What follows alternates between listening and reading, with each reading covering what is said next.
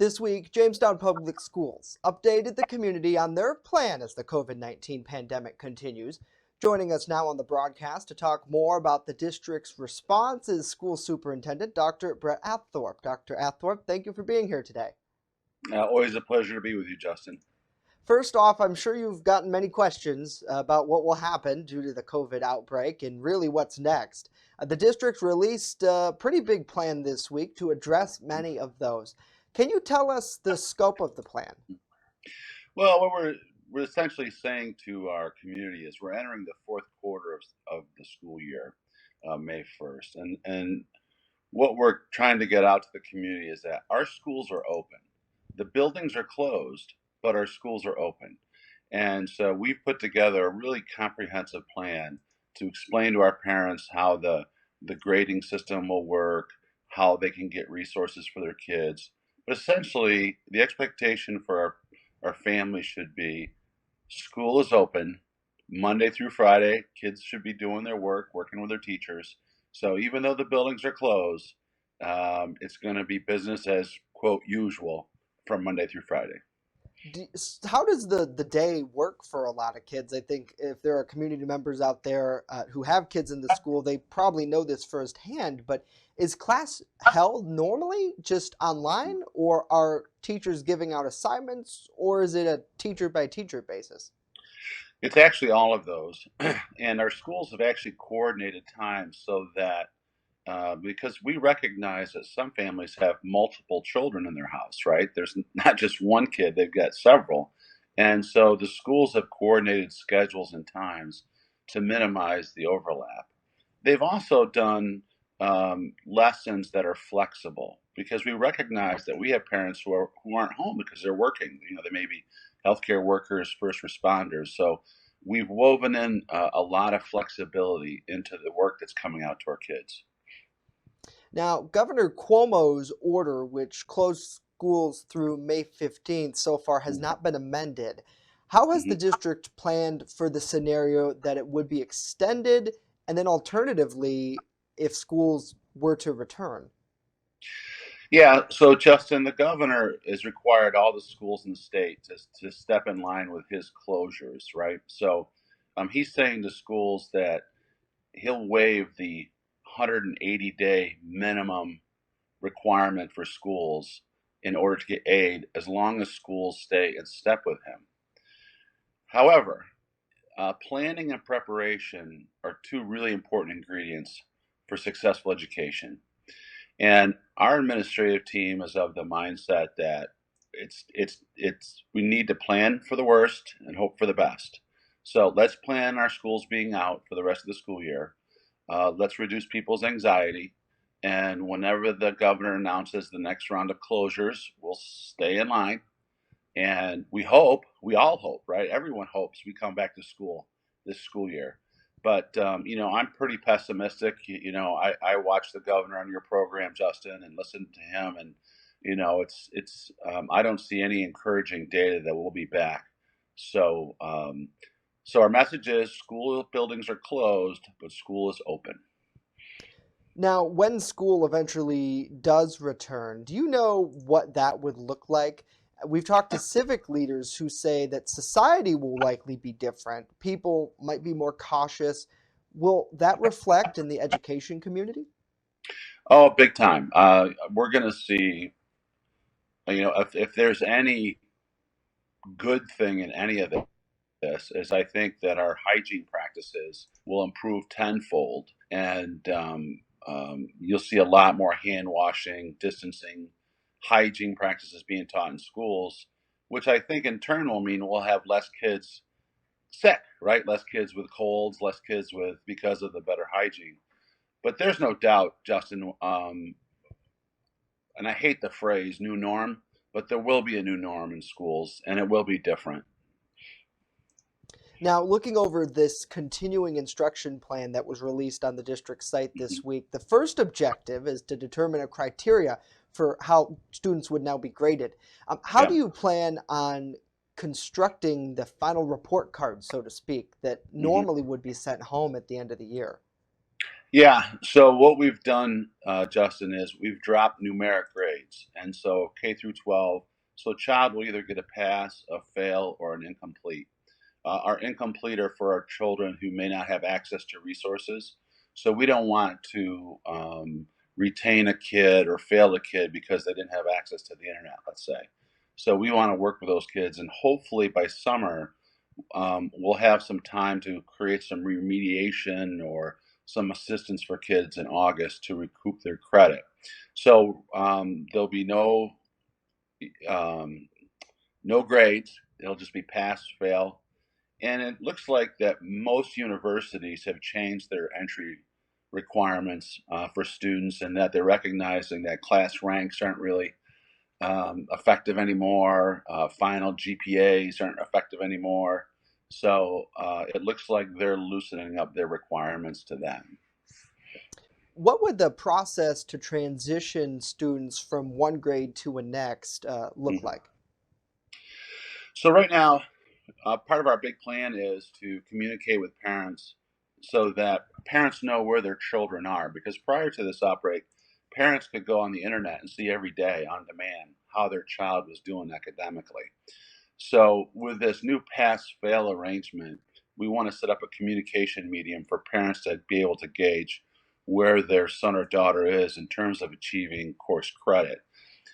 Now, an interesting thing, Justin, is the state has given broad, very broad, um, a lot of flexibility to schools on deciding who gets credit and who doesn't, which is kind of contrary, because the last 10 years we've been in this Common Core standards, testing, testing, testing. Schools have to have a minimum test and kids have to have tests. And they came out and said, you don't have to do any of that. Yeah. And they were very specific that they do not want um, kids retained who weren't successful during this outage period. So we're trying to dignify that as well. Yeah, and I imagine probably with the online, it could be difficult to test.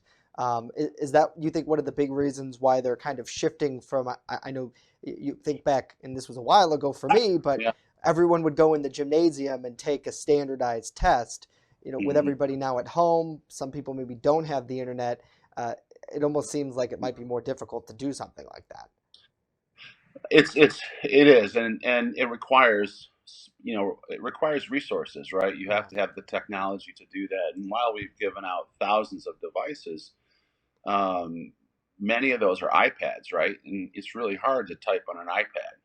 And we also know that in Jamestown, where 70% of our students live in poverty, access to the internet is a key requirement, and a lot of our kids just don't have that. Yeah. And on that point, I know the school lunches, that was one of the first big things that you spoke about when the pandemic first became mainstream locally, Yeah, was yeah, that yeah. you were going to keep food going. How has Mhm. that effort now that it's been expanded to more than just lunchtime? If you can believe it, I still am in disbelief, Justin, but our food service workers in the past 6 weeks have made over 80,000 breakfast lunch packs. Wow. 80,000 breakfast Yeah. lunch packs that go out to our kids every day. These are frontline workers, our food service workers, and they're in the least glamorous positions in schools, right? I mean, you don't see them at homecoming, you don't see them at the prom, you don't see them at graduations. And these people have been coming into work, and about 2 weeks ago, we ran out of masks for them. We ran real low. And I put an all call to anybody, if we could get masks for our food service workers. And Justin, I was thinking about your comments earlier in the show about our community. Our community responded in spades. People dropped off bags and boxes and all kinds of masks for those workers, and I'm just so grateful for those random acts of kindness that our community poured out to them. So yeah, so we're very much delivering, making thousands of meals a day still, Justin. Yeah, absolutely. And for a lot of those kids, it's crucial. This is what we Hmm. hear. In regards to those amazing random acts of kindness, looking over the many photos and videos posted on the district's social media pages, It seems like many are starting to adapt to that at-home learning. However, though, not that many people maybe have adapted to it. In regards to the disengaged students, Yeah. and especially those who maybe are struggling, hmm what is their path going to look like going forward? Yeah, so we have two categories there, Justin. We have one category of disengaged kids who are just kids who have access to resources but are choosing not to be involved. And part of our plan is an aggressive reconnection with those kids where the teacher will talk to the kid, the principal will talk to the kid, the superintendent will talk to the kid, and we'll have several motivational speakers to them, if you will, individually. And that's about, it's probably only about 15% of our kids, but we're going to be very assertive about helping parents motivate them, if you will. And I'm putting quotes and I'm smiling around the word motivation. Yeah. But there's another category of kids, and it's small. It's like 5% that I am most worried about. These are kids, Justin, who've disappeared. Right? They've fallen off the face of the earth. We haven't been able to reach them. We haven't been able to reach their homes. And we do know that there is a community of students where school is the safe place. It is the place they go to every day. It is the place they get fed. It is the place they get health care. It is the place to get mental health services. And so part of our plan that we just came up with is partnering with our county youth agencies and figuring out we need to go find these kids, if for nothing else, just to make sure they're okay. So we have two categories of disengaged: one that need to get a little motivated, and another that need to get found. Now, as for high school seniors, we've seen in regards to a lot of them on social media are very antsy in regards to whether they'll have graduation and other traditions like prom. Do we have Mhm. any update on that front?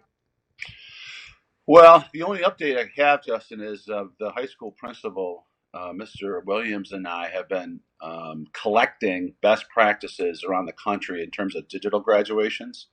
We've been looking at college graduations specifically, and we're collecting some of those models.